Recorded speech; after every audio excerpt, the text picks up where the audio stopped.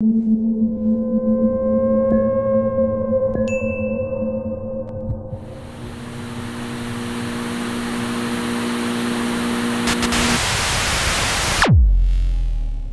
night seemed to stretch endlessly as Ethan sat in the living room, the flickering light from the television casting eerie shadows that danced across the walls. His parents had left for a weekend trip, leaving him alone in the house, a situation he had once fantasized about but now regretted. The air felt thick, heavy with an unsettling silence that pressed against him, making each breath feel like a labor. Ethan fidgeted on the couch, trying to distract himself with a movie, but the horror flick only exacerbated his unease. The characters on screen stumbled through dark hallways, their panicked breaths echoing in the stillness, and each shriek sent jolts of dread coursing through him. He glanced at the clock. It was past midnight, and he felt the weight of the shadows creeping closer. "Just a couple of days," his mother had said, her voice light-hearted over the phone. "You'll be fine on your own, right?" "Of course," he had replied, trying to sound brave. But now the reality of solitude clawed at him, forcing him to confront the darkness that lurked beyond the thin walls of their home. He stood up and paced the room, glancing out the window into the inky blackness of the yard. The moon hung high, casting silver beams that illuminated the trees, their branches swaying like skeletal fingers beckoning him closer. He shivered at the thought of what might be hiding in the shadows, invisible to his eyes yet palpable in the air.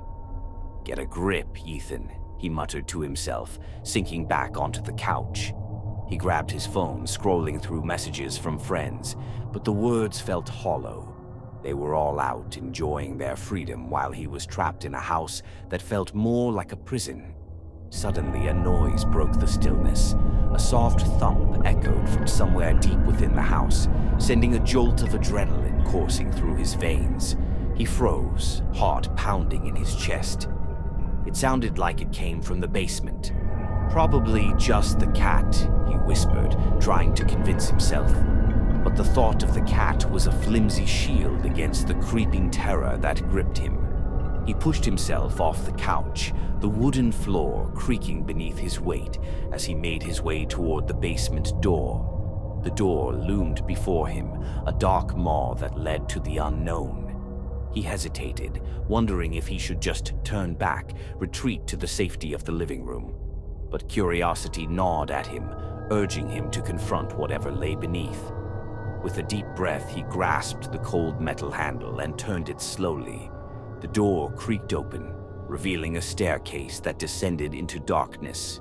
He flicked on the light switch, the bulb flickering hesitantly before illuminating the first few steps.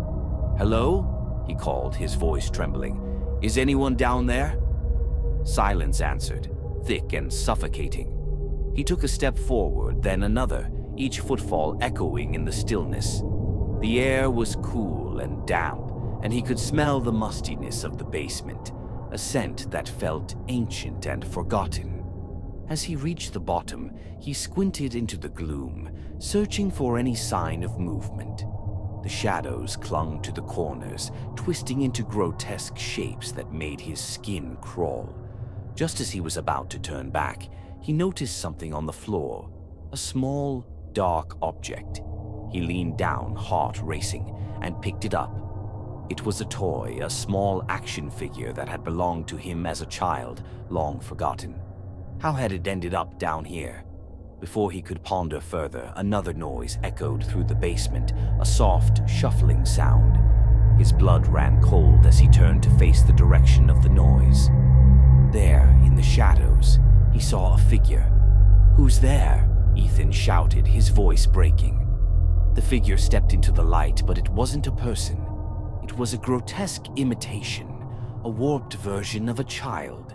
Its skin was pale and stretched tight over its bones, eyes wide and hollow, staring at him with an intensity that made him want to scream.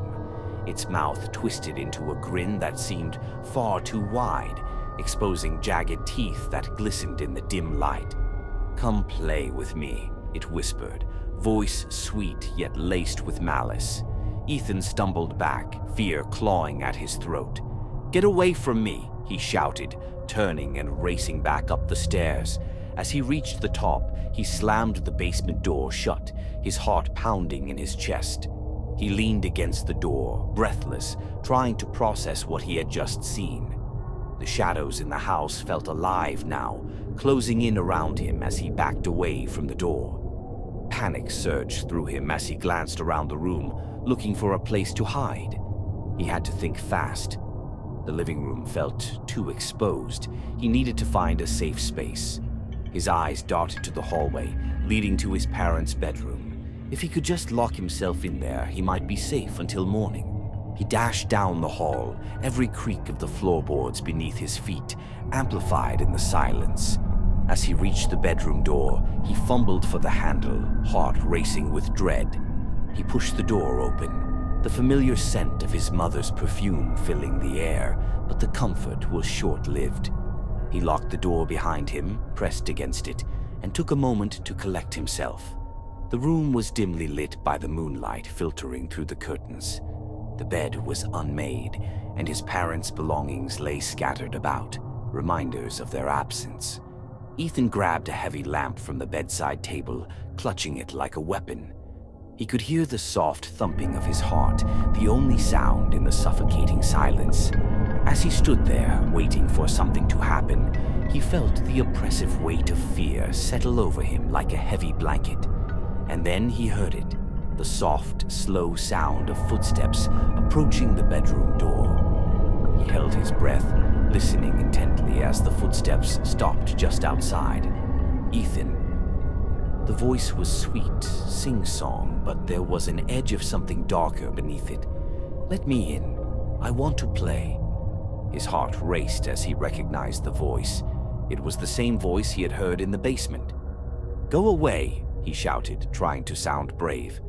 "You're not real." "Of course I'm real," it replied, a hint of amusement lacing its tone. "I'm just like you. I just want to play." "No," he yelled, panic rising in his throat. "You're a monster. Stay away." The footsteps shifted, and Ethan could hear the soft scratching against the door, like fingernails dragging across wood. He gripped the lamp tighter, every nerve in his body screaming for him to run, but he was paralyzed by fear. "Why don't you want to play with me?" The voice whined, now tinged with a darkness that sent chills down his spine. "We can have so much fun together." Ethan could feel the heat rising in his chest, the urge to fight or flee overwhelming him. "I'm not afraid of you," he shouted, but his voice trembled. "Then why are you hiding?" it taunted, the laughter echoing softly. "I can see you, Ethan. You can't escape." His mind raced, searching for a way out. He glanced around the room, looking for anything he could use to defend himself. The window. If he could just get it open, he could escape outside. With a surge of adrenaline, he bolted to the window, fumbling with the latch. The sound of scratching grew louder, the voice outside becoming more frantic. "Open the door! I want to play!" "Leave me alone!" he screamed, finally wrenching the window open. The cool night air rushed in, a welcome relief from the stifling terror that enveloped him. He climbed onto the windowsill, ready to jump, when the door suddenly burst open. The figure stood there, illuminated by the moonlight, a twisted mockery of a child with that same wide grin and hollow eyes. "You can't escape, Ethan," it said, its voice echoing with a sinister undertone. He hesitated for a moment, fear gripping him like a vice, but then he leaped out of the window, landing hard on the grass below. Pain shot through his ankle, but he didn't stop to assess the damage. He scrambled to his feet and ran toward the trees at the edge of the yard, the shadows clawing at his back. The darkness of the trees loomed ahead, a thick wall of black that felt both inviting and terrifying. Ethan dashed into the woods, branches whipping against his face as he pushed deeper into the underbrush. He could hear the figure behind him, its laughter ringing out like a death knell, echoing through the night. "Come back, Ethan. We were just getting started." He stumbled over roots and rocks, the ground uneven beneath his feet. His breath came in ragged gasps as he raced through the trees, adrenaline surging through him. He didn't know where he was going, but anywhere felt better than the house. As he ran, he could feel the shadows closing in around him, the laughter following like a sinister melody. "You can't hide forever," it called, mocking him. "Just let me in. We'll have so much fun." Ethan pushed himself harder, his legs burning as he navigated the maze of trees. He could hear the wind rustling through the leaves, but it was the laughter that haunted him, ringing in his ears like a taunt. Suddenly, he stumbled into a clearing, moonlight flooding the area. He stopped to catch his breath, glancing around for any sign of the figure. For a moment, it felt quiet, but the stillness was deceptive. He knew it was only a matter of time before the laughter returned, him closer. He approached cautiously, glancing back into the darkness, half expecting to see the figure emerge at any moment. As he reached the tree, he noticed something strange. The bark was twisted and warped, almost as if it had been carved with faces, twisted expressions frozen in agony. Ethan shivered, feeling a chill run down his spine. "Ethan!" The voice echoed from the shadows, sweet and sinister. "You can't hide. I just want to play." He pressed his back against the tree, desperate to find a way to protect himself. "Stay away from me," he shouted, but his voice was small against the vastness of the night. "Why are you so scared?" it asked, and for a moment the voice sounded almost innocent. "Ethan!" The voice echoed from the shadows, sweet and sinister. "You can't hide. I just want to play." He pressed his back against the tree, desperate to find a way to protect himself. "Stay away from me," he shouted, but his voice was small against the vastness of the night. "Why are you so scared?" it asked, and for a moment the voice sounded almost innocent. "We're just kids. We can play forever." Suddenly, the ground beneath him shifted, and he felt a tremor ripple through the earth. The faces on the tree seemed to shift and contort in response, their mouths opening in silent screams. Ethan's heart raced as he realized the tree wasn't just a tree.